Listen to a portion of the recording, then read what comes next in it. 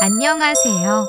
자팍TV가 오늘은 우리 몸에서 매우 중요한 장 건강과 이 장의 건강에 좋은 음식에 대한 이야기를 한번 해보겠습니다. 젊은 사람은 돌도 소화를 시킨다고 하지요. 젊은 사람은 무엇을 먹어도 쉽게 소화시킬 수 있을 만큼 건강한 때라는 것을 의미하는 말인데요. 이 말은 바로 음식물을 소화시키는 정도를 젊음에 비유했다는 것입니다. 실제로 우리 몸은 나이가 들수록 소화 기능이 떨어지게 되어 있는데 이를 예방하기 위해서는 무엇보다 소화를 관장하는 장이 튼튼해야 몸을 건강하게 유지할 수 있습니다.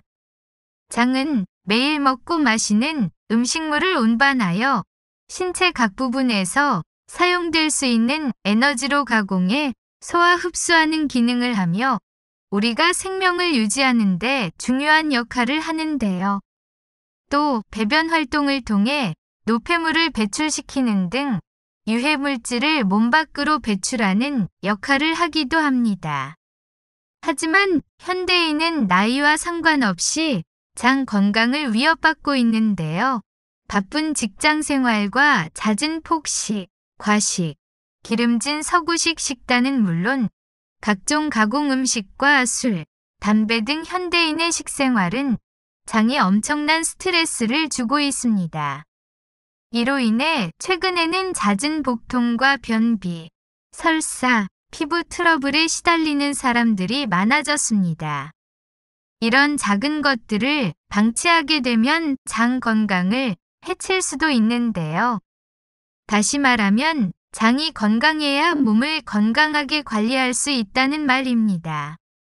장에는 우리 인체 면역 조직의 60% 이상 분포하고 있는데요. 소장과 대장에는 파이엘판과 림프 조직이 모여 있어 병을 일으키는 세균의 침입을 저지하고 면역 활동을 하는 세포가 분포되어 있습니다.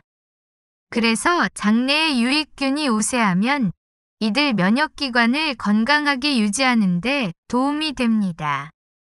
특히 소장에는 인체의 최대 면역 조직인 림프 조직이 모여 있고 대장에는 면역 정보를 교환하는 점막 네트워크가 형성돼 있습니다.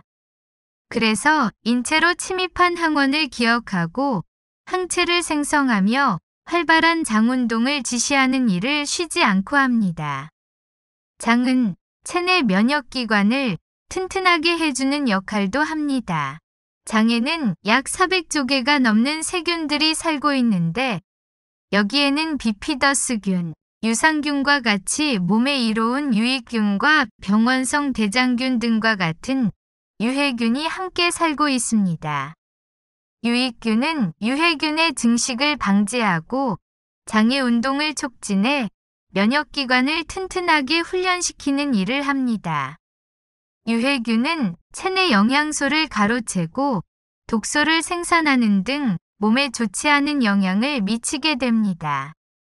일반적으로 건강한 사람의 장에는 유익균이 85%, 유해균이 15%를 차지하고 있는데 유해균의 비율이 15%를 초과했을 때 질병이 생기게 됩니다.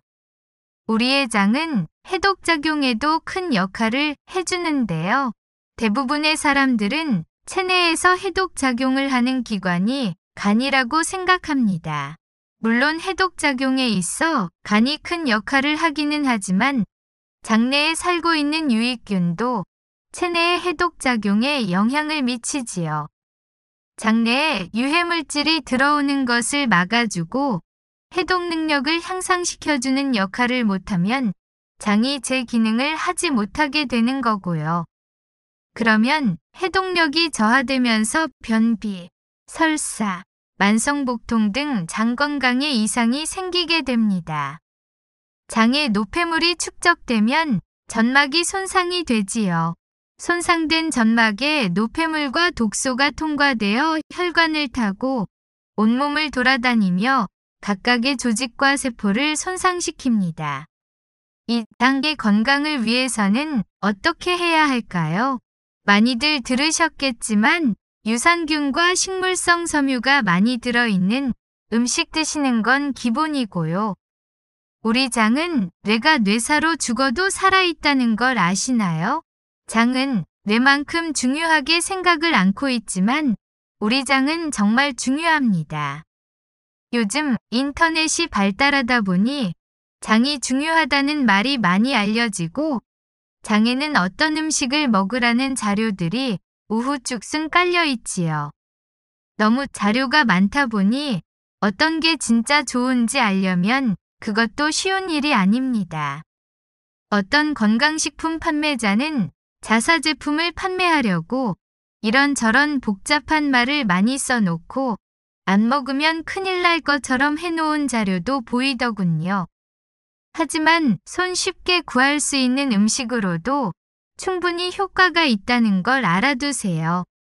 소장에는 앞에서 말한 면역을 담당하는 전신의 임파구가 60%나 모여 있는데요. 그걸 지원하는 것이 아미노산의 일종인 글루타민입니다. 글루타민은 체내에서 합성되는데요. 부족하지 않게 식사로 보충을 해줘야 합니다.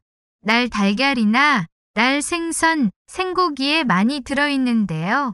열에 약해서 가급적 가열하지 말고 날로 드시는 것이 좋습니다. 이 글루타민은 면역을 활성화시킬 뿐만 아니라 장관내벽의 바리어 역할과 항산화 물질로 세포 조직 보호 작용을 하는 글루타치온의 재료이기도 합니다. 그리고 장에 좋은 음식 중 생선에 많이 들어있는 오메가3 지방산 계열의 EPA와 DHA가 좋습니다. 또 오메가3 지방산 계열인 알파리놀렌산인데요. 이건 깨로 짠 기름이나 아마유에도 들어있으니 생선을 가까이 하기 어려우신 분은 이 기름을 드셔도 보충이 되겠습니다. 그리고 우리가 쌀이 부족할 때 먹던 보리밥이 있습니다. 이 보리쌀에는 백미와 달리 수용성 식물성 섬유가 풍부히 들어있거든요. 보리쌀에 들어있는 수용성 식이섬유는 대장 내에 있는 유익균의 먹이가 되어 유해균을 줄여줍니다. 배변력을 높여줘서 노폐물의 장내 체제 시간을 줄여주고 변비를 해소해주죠. 결정적으로 대장 표면 세포를 정상화해서 암세포 등으로의 돌연 변이를 예방해준답니다. 또 이 식물성 섬유에는 면역력의 최강자인 베타글루칸이 들어있어요.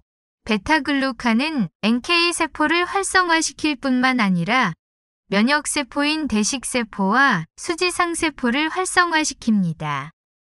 그리고 체내에서 식이섬유는 간에서 콜레스테롤로부터 생성되는 담즙산이 장에서 혈류로 재흡수되는 것을 차단하면서 혈중 콜레스테롤을 감소시키는데요. 식이섬유인 베타글루칸도 이런 원리로 혈중 콜레스테롤을 낮출 수 있습니다.